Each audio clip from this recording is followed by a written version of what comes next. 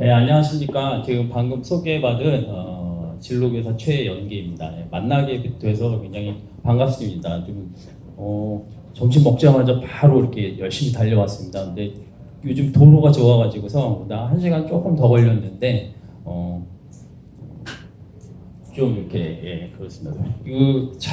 저도 사실은 우리 학교 학생들도 아직 못 봤어요. 근데 이 곤지암 고등학교에서 연락이 왔다가 이렇게 진행한다고 그러는데 진행이 될까? 혹시 어제도 취소되지 않을까 이런 생각을 하고 있었는데 이렇게 만나뵙게 돼서 굉장히 놀랍기도 하고요. 그래서 그리고 다행히 지금 사회적 분위기가 조금씩은 이제 생활 방역으로 이렇게 완화되고 있어서 다행이라고 생각합니다. 그리고 올해 같은 경우에 사실은 제가 딸이 둘이 있는데요. 저희 둘째 딸이 지금 고3이에요. 그리고 오늘 학생들도 보니까 전부 3학년 학생들이더라고요. 그래서 좀 올해 3학년 학생들을 보는 이런 저 마음이 좀 남다릅니다. 저는 이제 큰애는 이제 대학 보냈고 얘 하나만 이제 딱 대학 보내고 나면 조금 그 입시 스트레스에서 일단 조금 벗어날 수 있겠다 하는 이런 마음을 갖고 아이를 옆에서 계속 지켜보고 있어요. 좀 요즘은 또 하루 종일 집에 있잖아요. 그래서 이야기도 많이 하고 공부 어떻게 하는지 이렇게 점검도 하고 이럴 수 있는 기회도 되고 그래서 요즘에 좀 많이 친해진 것 같아요. 집에 같이 있다 보니까. 그럼 내용을 시작하도록 하겠습니다. 제 소개는 아까 말씀드렸고요. 주위에서 이제 봐야 될 게 올해 이제 일정이 변화가 됐기 때문에 일정 체크를 좀 할 필요가 있겠죠. 네. 일정 체크를 보시면 그렇죠. 일단 이번 주 금요일 날 모의고사를 한번 보려고 했었는데 역시 취소됐습니다. 그래서 시험지를 나눠주는 형식으로 그러면 각자 집에 가서 시간 맞춰서 풀어보면 좋겠죠. 그리고 4월에 8일 날 보기로 되어 있던 게 5월 12일 날, 그다음에 6월 모평, 7월, 그다음에 학생부 기준일, 이건 굉장히 중요합니다. 여러분들이 이전에는 1학기 기말고사 딱 끝나면 이제 고3으로서 준비할 건 다 끝났다. 이렇게 생각할 수 있는데 사실은 그렇지 않았어요. 이전에도 8월 30일이면 보통 고등학교들이 8월 한 13일쯤에 개학을 하거든요. 하고도 보름 이상의 시간인데 이 시간 동안 뭘 해야 되냐면은 8월 31일까지가 생활기록부 마감이기 때문에 마지막 생활기록부의 부족한 부분을 채울 수 있는 기간이에요. 그 기간에는 봉사활동도 얼마든지 넣을 수 있고요. 독서도 더 채울 수 있고요. 생활기록부에 추가될 수 있는 많은 사항들을 갖다 넣을 수 있는 기간이에요. 근데 올해는 그런 것이 지금 우리가 활동할 게 굉장히 코로나 때문에 힘들어졌죠. 힘들어졌지만 그래서 8월 31일이 9월 16일까지 연장됐다라는 거 잊지 마시고 학생부 종합전형을 준비하는 학생들은 9월 16일까지 최선을 다해서 내 생활기록부를 잘 꾸며야 되겠다. 이걸 꼭 기억해 주시면 좋을 것 같습니다. 그리고 9월 모평 시험을 보게 되고요. 그 다음에 10월 달에 또 10월 27일 날 시험 보고요. 그 다음에 수능이 12월 3일. 그 다음에 뭐 큰 의미 없고요. 수능 성적표가 12월 23일 날 옵니다. 그리고 수시 합격자 발표가 12월 27일. 이때하고 달리 요 수능 성적표 통지일과 합격자 발표일 사이가 굉장히 짧아졌어요. 3, 4, 5, 6, 7이니까는 며칠 안 되거든요. 그럼 요 사이에 각종 수시의 면접 시험 또는 뭐 논술 보는 경우에 논술 시험, 적성고사도 수능 후 시험, 수능 적성고사 시험 이런 것들이 급박하게 몰릴 수 있어요. 그래서 아직 그 날짜 발표는 안 돼 있는데 그런 일정을 갖다가 지원하고자 하는 학교들 꼼꼼히 체크해가지고 지원을 해야 돼요. 6개 지원할 때. 그래서 이 일정은 뭐 학교에 다 오픈돼 있고 뭐 인터넷 찾아보면 얼마든지 볼 수 있으니까 지금 말씀드렸던 이 부분들, 이 기간이 급박하다라는 거 잘 명심해두면 좋을 것 같습니다. 그리고 정시 원서 접수는 이렇게 넘어가고요. 제일 중요한 게 뭐라고요? 종합전형 준비하는 사람들은 9월 16일까지 생활기록부 채우는 것을 끝까지 노력해야 된다. 그랬다고 9월 16일 날 그날 막 해갖고 선생님한테 저 이거 좀 어떻게 좀 도와주세요. 가져가면은 곤란하겠죠. 9월 16일은 날짜가 뭐냐면 선생님이 마감해갖고 대교육에다 대학교에 그냥 보내고 끝내는 날이에요. 근데 그날 가져가면 안 되겠죠. 적어도 며칠 전에 가서 마무리 다 돼야 돼요. 선생님이 마무리할 시간이 있어야 돼요. 너무 급박하게 가져가면 선생님도 사람이죠. 실수할 수 있어요. 급하게 가면. 그러면 손해보는 사람 나아요. 그렇죠? 그래서 며칠 전에 분명히 한 적어도 일주일 전에는 내가 노력한 거 결과물 갖다가 뭐 봉사활동이든 독서든 다 제출을 해서 선생님이 차분히 여유를 가지고 마무리할 수 있는 시간을 드려야 돼요. 그것들을 명심해주면 좋을 것 같습니다. 전문대 입시에 대해서도 조금 이렇게 다뤄달라 이렇게 사전에 문자를 보냈더니 이렇게 들어왔더라고요. 그래서 전문대를 또 같이 진행을 합니다. 4년제와 함께. 그래서 9월 23일부터 원서 접수가 시작되죠. 그러면 4년제와 다른 점은 뭐가 있냐면요. 전문대학은 수시에 이렇게 1차, 2차 두 번을 해요. 4년제 대학은 수시 그냥 한 번밖에 없거든요. 지원 원서 딱 쓸 때. 그럼 한 번밖에 없는데 두 번. 왜 그러냐면은 보통 수시 2차는 하지만 전문대에서는 주력이 1차입니다. 1차 때 대부분의 학생을 모집하고 아주 극소수를 2차로 넘겨요. 2차를 갖다가 넘기는 이유는 수능 이후에 원서 접수를 해요. 그때 내가 한번 어떻게 해보니까 수능 잘 보겠지 하고 기대를 갖고 기다리고 수시를 1차를 안 넣는 친구들이 있어요. 근데 수능을 딱 봤더니 결과를 봤더니 수능이 별로네. 할 수 없다. 그냥 내신 가지고 어떻게 가봐야지. 이런 친구들을 위해서 좀 많죠. 전문대에 지원하는 친구들이. 그런 친구들을 위해서 2차가 열려 있습니다. 그래서 2차 있고 정시도 지원할 수 있고. 그러면 전문대 수시는 일반 4년제 대학은 6개 지원할 수 있는 거 아시죠? 6개 지원할 수 있고 전문대는 제한 사항이 없어요. 6개 있고 꽤 많은 학생들이 한 4, 5등급 때부터 그 이하의 학생들은 보통 4년제도 지원하면서 동시에 전문대도 막 지원을 합니다. 하지만 수시에서는 합격하면은 정시 지원 불가해요. 그래서 수시에 전문대를 지원할 때는 내가 정시에 어느 성적이 돼서 이 전문대 이상을 갈 수 있다 그러면 뭐 지원하면 안 돼요. 네? 그래서 그 부분만 정확히 알아두면 되겠습니다. 그러니까 수시에는 전문대라 할지라도 합격하면 정시 지원 불가다. 그러니까는 꼭 단일 학교만 지원을 하는 것이 좋다. 네.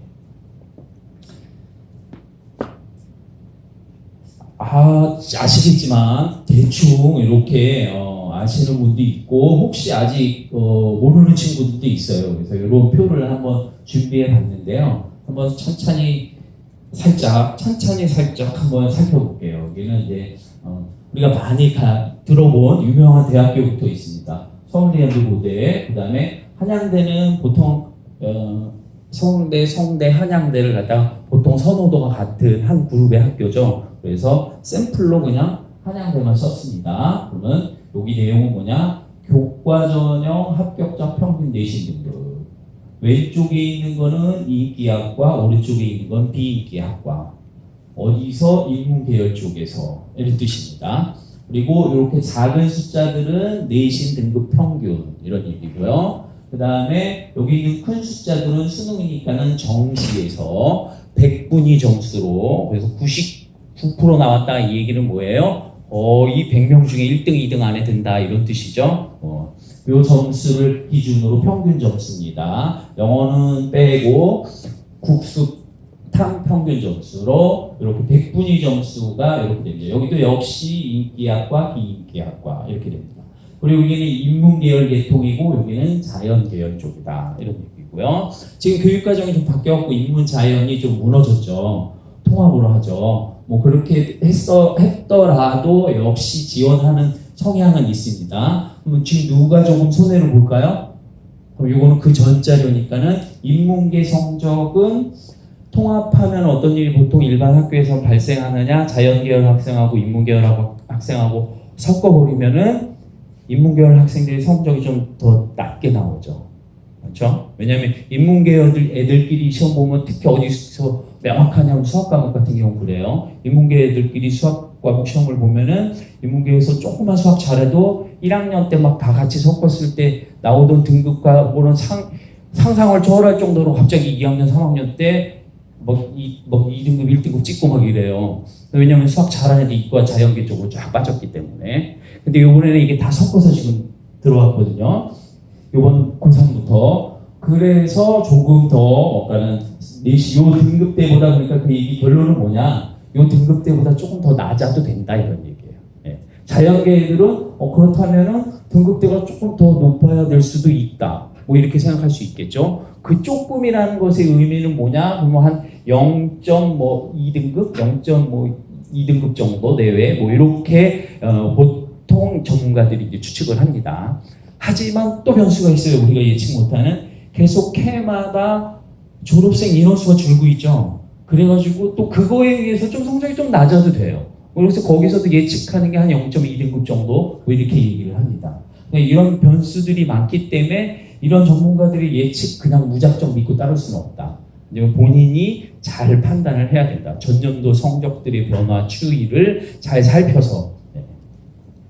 하지만 대략적으로 참고를 할 수 있겠죠. 그래서 이 정도 성적 되면 되는구나 라는 걸 알 수 있습니다. 그래서 서성한 그룹, 여기는 중경 외시 그룹 이렇게 하면 이 정도 성적들이 나오고요. 홍익대 그룹, 건도홍수 그룹 이렇게 생각할 수 있고요. 국민대 국민대 수신대 세종대 당국대 이런 그룹들이고요. 그 밑에 그룹들 경기도 들어오고 경기도에서는 그래도 제일 먼 쪽에 있는 뭐 평택대 대진대 그룹이 이렇게 형성이 되죠. 그 이후로는 이게 춘천 쪽, 여기 춘천이 아니라 천안, 천안에 있는 대학교를 순천향대학교 그룹이 한 이 정도 되고요. 그다음에 여기는 모건대가 가려서 안 보이는데요. 모건대가 얘가 왜 이렇게 떠 있을까요?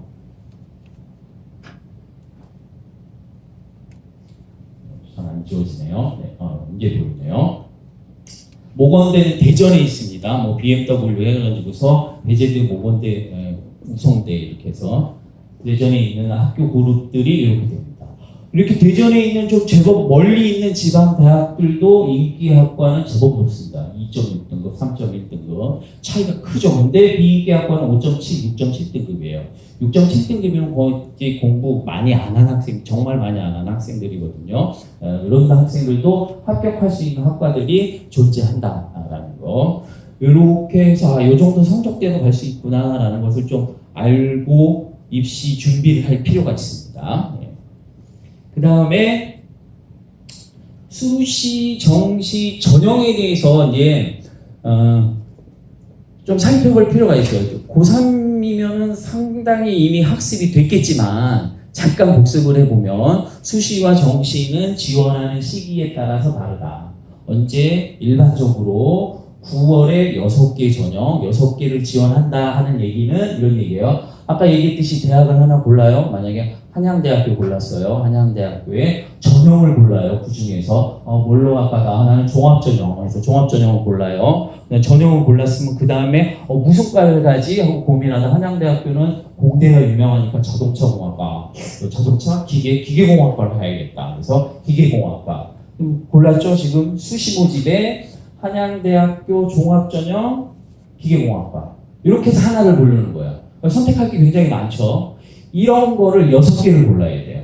어떤 학교는 한 학교 안에서 3개 다 쓸 수 있어요. 한양대에서도 교과 중 한양대 기계공학과를 너무 가고 싶어. 그러면은 한양대 기계공학과 종합전형으로도 원서 하나 쓰고, 한양대 기계공학과 교과 전형으로도 원서 하나 쓰고, 한양대 기계공학과 논술 전형으로도 하나 쓰고, 이렇게 3개를 쓸 수도 있는 학교가 있고 허용하지 않는 학교가 있습니다. 그거는 잘 확인하고 그렇게 지원하시면 돼요. 그러면 난 정시로도 하나 쓰고는 말이 안 되죠. 수시 끝나야지 정시가 이루어집니다. 그래서 수시는 이런 식으로 6개를 지원해서 최종 합격자 발표 올해는 12월 27일 날 이루어집니다. 27일 날 발표 딱 끝날 때까지 다 합격하면은 또는 하나라도 합격하면은 정시 지원 불가. 무조건 그 중에 가야 되는 거예요. 네.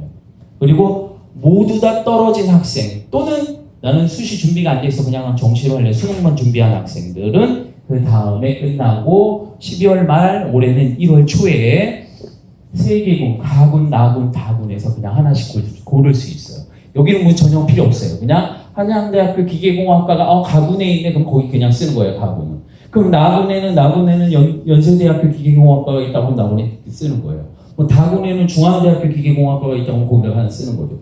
딱 3번의 지원 기회가 있습니다. 이렇게 입시 구조가 이루어져 있고 한번 모집 인원을 보면 우리가 뭐에 집중해야 될지 생각할 수 있습니다. 수시 모집에서 이렇게 해서 뽑는 수시 모집에서 전체 인원의 77.8%를 뽑습니다.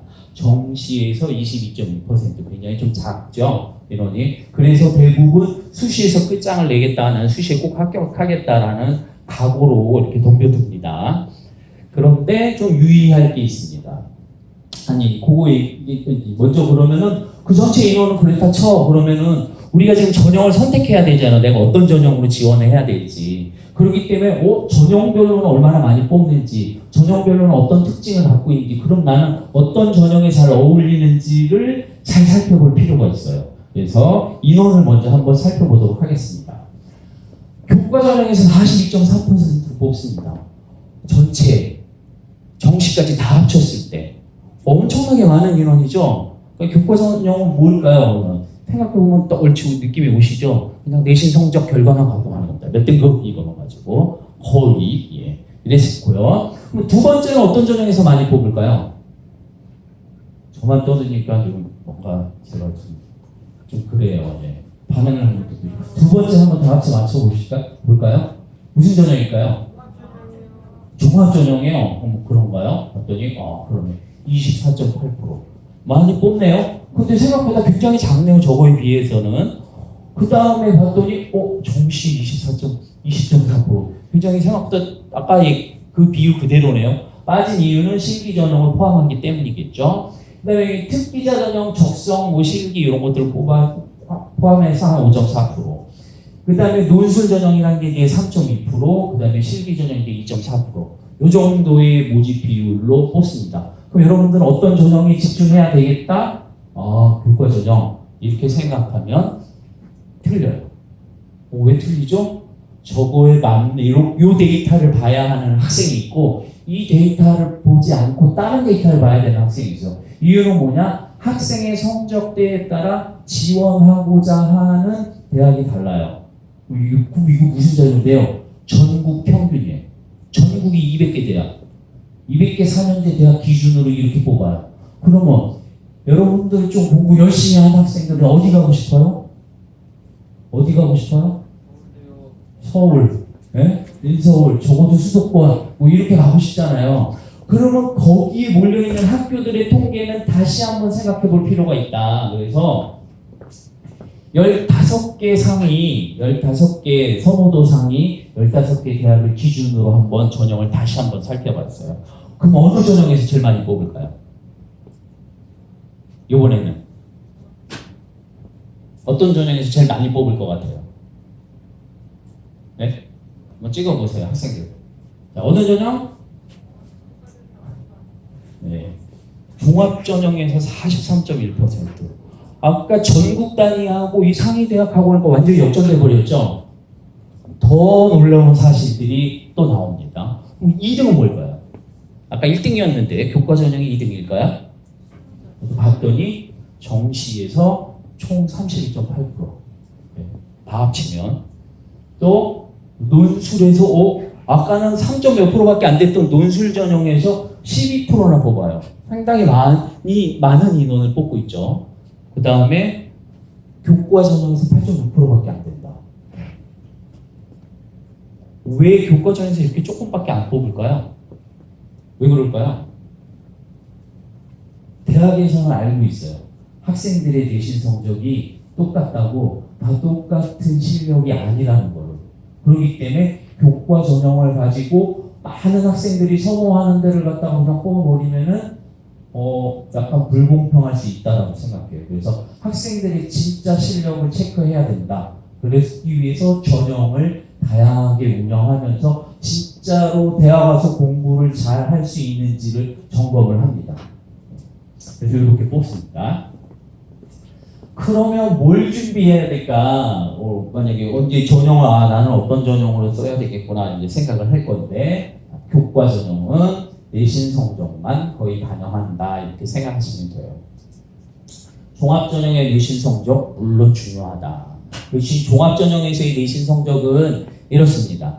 교과 전형은 인문계열 쪽이면 국영수 사회, 그다음에 자연계열 쪽이면은 국영수 과학, 요 내신 과목을 중심으로 계산을 해요. 그래서 그것만 잘 보면 돼요. 그래서 자연계열 쪽으로 가는 애들은 사회 과목은 난 정말 싫어해서 난 못해가지고 막 5등급, 6등급, 7등급 받아도 그걸 빼버리고 그냥 과학이랑 수학, 영어, 이렇게 국어 이런 것만 계산되고 유리하겠죠. 이렇게 계산을 합니다.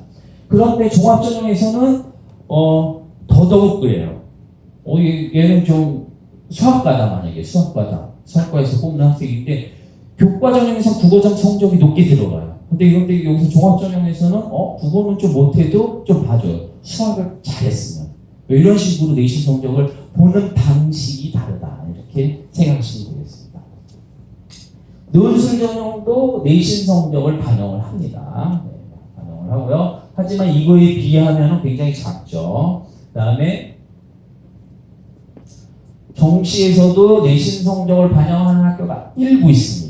이렇게 알아두시면 되고요. 다음에 수능 성적, 수능 공부도 여러분들 하고 있죠. 수능 공부는 어디에 활용되느냐 봤더니 수시에서 교과 전형이네. 근데 왜 수능 성적이 별이 2개나 붙어 있을까요?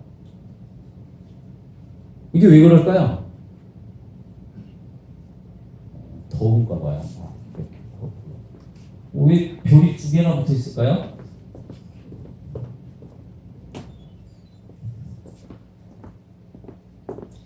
아까 말씀드렸죠. 내신 성적을 그대로 그것만 보고 이 학생의 실력을 평가하지 않는다고. 그러면은 뭘로 하냐? 그랬더니 대학에서 너 수능 한번 봐봐. 이 수능 성적 좀 한번 보자. 그래서 적어도 우리 학교 올라면은 2등급이 2개는 있어야 돼. 3등급이 2개는 있어야지 우리 학교 정도는 들어올 수 있어. 이렇게 제한을 걸어둬요. 그게 바로 수능 최저라고 하는 거예요. 수능 최저. 이 최저를 걸어놓은 학교가 많다? 그래서 별이 2개다. 그럼 이건 기준이 뭘까요? 전국 단위 기준으로 지금 얘기한 걸까요? 수도권 대학 기준으로 얘기한 걸까요? 이 별 2개는. 이거는 수도권 대학 위주로 얘기한 거예요. 전국 단위로 가면은 그거 안 봅니다. 최저 없는 학교들이 많아요. 전국 단위에서는 근데 전국 단위도 다 그냥 이렇게 열심히 아주 잘하는 애들 어차피 다 가고 그 중간 그룹들 중에 열심히 하는 애들 이렇게 뽑는 게 목적이에요. 거기서는. 그렇게 보시면 되고요. 종합전형에서도 수능 최저를 보는 학교가 아주 일부 있습니다. 아니 여기는 보고 여기는 왜 안 볼까요? 여기에는 자기소개서도 보고 생활기록부의 성적만 보는 게 아니라 기타 내용들도 다 보고 또는 불러다가 면접시험도 보고 이러기 때문에 얼마든지 수능관을 갖고 하지 않아도 요걸로 확인할 수 있다. 학생의 실력을. 이렇게 대학에서는 이렇게 판단을 해요. 그래서 최저를 많이 보지 않습니다. 논술 시험으로 마찬가지로 최저를 좀 보고 있습니다. 자, 여기는 당연히 정시에서는 수능 성적이 가장 중요하겠죠. 여기 실기전형은 뭘까요? 정시 여기 실기전형은 굉장히 중요합니다. 요거 물어본 학생들이 많아요. 사전 설문을 받아봤더니 저는요 체육, 체대도 궁금해요.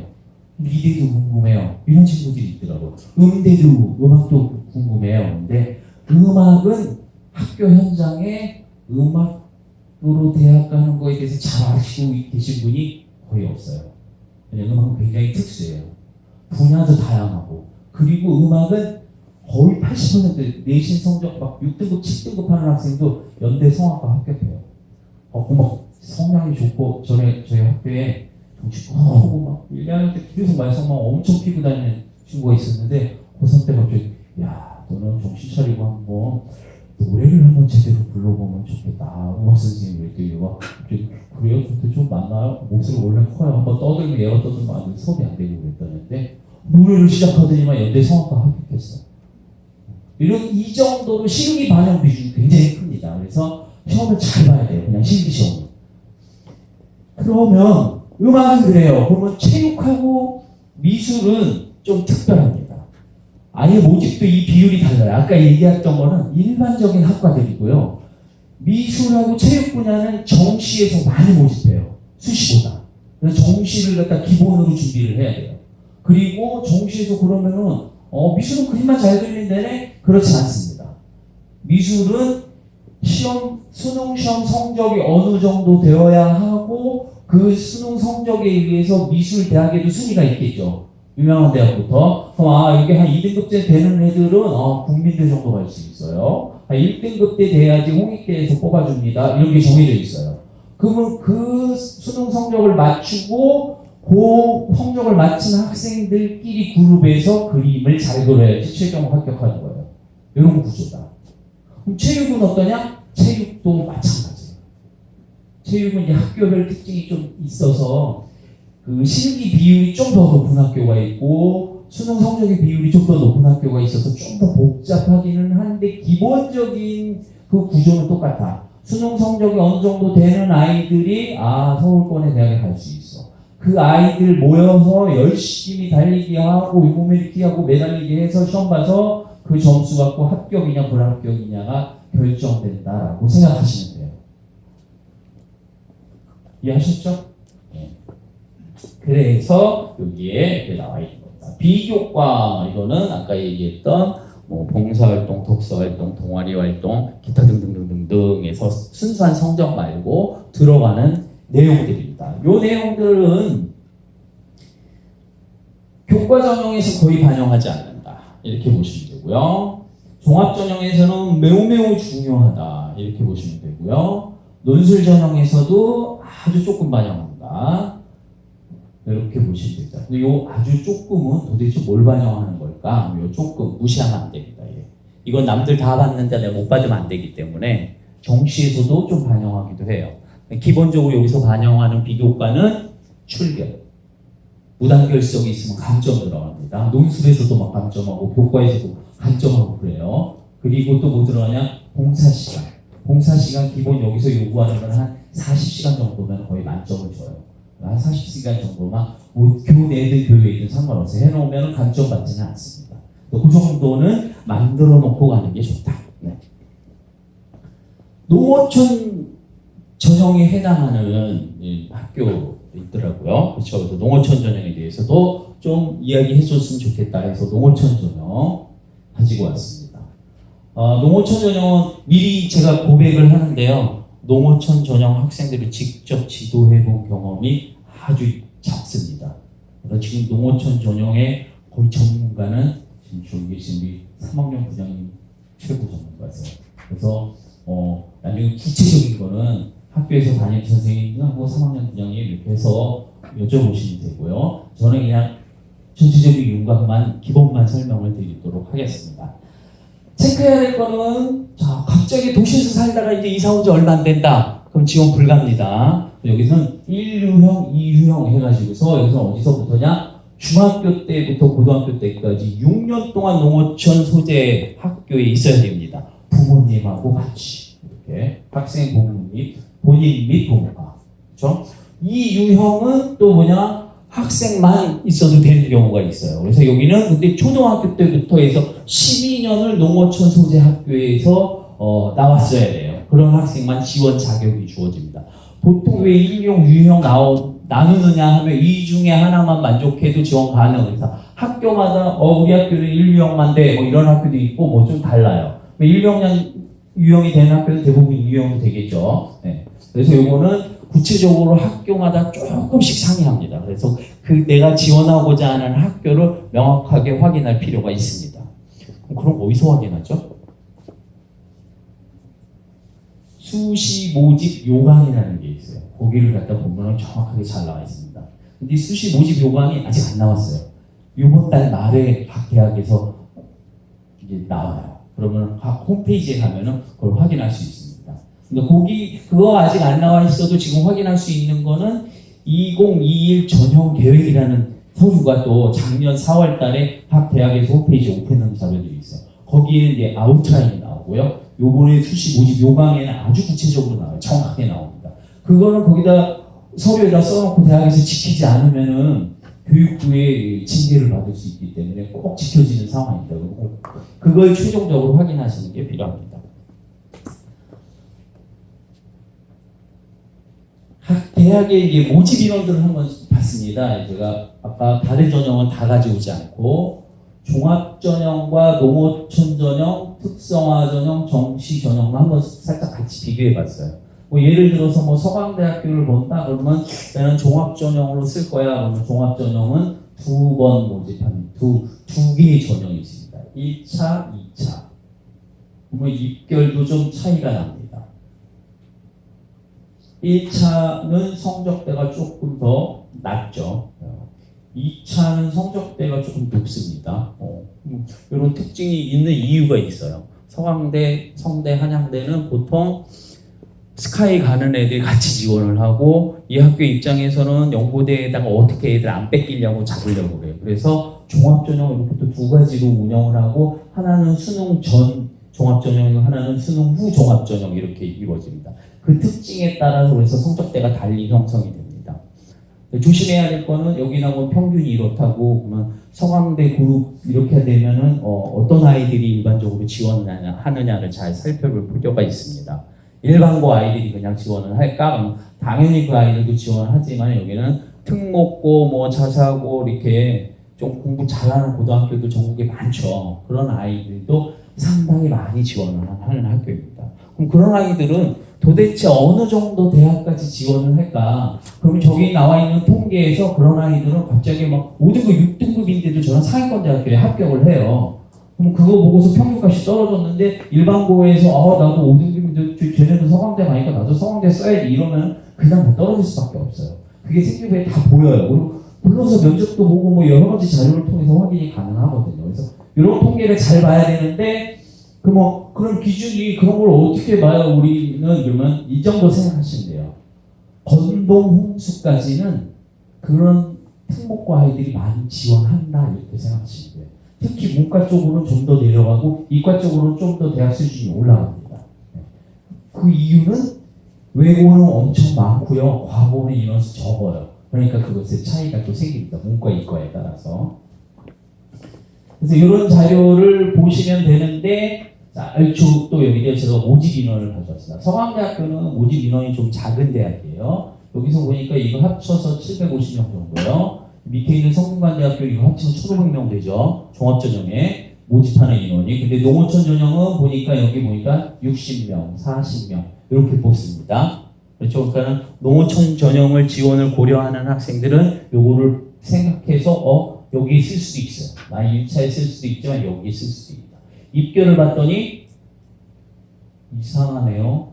이게 인기학과겠죠. 여기 인기학과 평균이 2.6등급인데 여기 농어촌 전형이 고른 전형인데 고른 전형이라고 쓴 거는 이런 전형입니다. 농어촌 자격 조건만 되는 학생들만 지원하는 건 농어촌이나 여기다가 표시를 안 했고요. 저희가 고른, 기회 이렇게 쓴 거는 뭐냐면은 농어촌 전형에 해당하는 학생에다가 또 차상위 계층도 포함하기도 하고 국가 유공자도 포함하기도 하고 지원 그룹을 넓힌 전형이에요. 뭐 거기도 지원할 수 있어요. 어쨌든 거기에 해당이 되니까. 그렇게 읽으시면 되고 그렇게 했을 때 서강대 같은 경우는 60명을 모집을 하고 서류로만 100% 따라서 면접은 보지 않는다. 그래서 나 면접에 자신 없는 친구들이 있어요. 말이 떨려가지고 어디다 가서 말